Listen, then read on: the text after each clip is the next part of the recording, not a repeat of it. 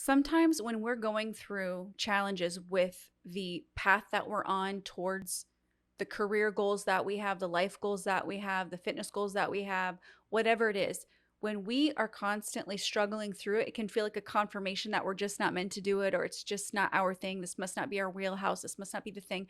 Just because something is a struggle doesn't mean it's a confirmation that you shouldn't still continue to work at it. Sometimes it's easy to look at other people who it seems to be happening easy for, and we can easily look at them and identify, wow, they're in their element with what they're meant to do. It must be nice. I wish that was my life. And we look at our own struggle and why and wonder why it's such a different story for us.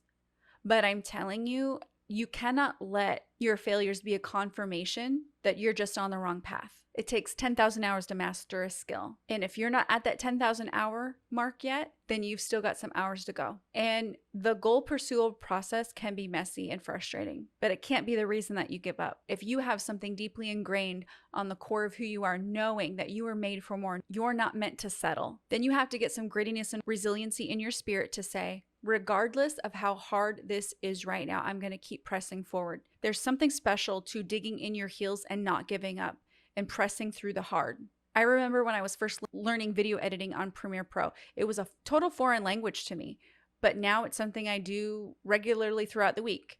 I wouldn't say that it's my gifting that I want to walk in forever. I'd love to eventually turn over video editing to somebody who's really passionate about it, but it's a skill I had to learn in order to put out a podcast, in order to do so many of the things that I'm doing now. And one day that will be a piece of my past and I'll be able to focus more in on where I know I want to lead into. But the point of me sharing that is if you're walking something out that feels like a foreign language because it's so hard, there is something to be said for going back at it again and again and again and again.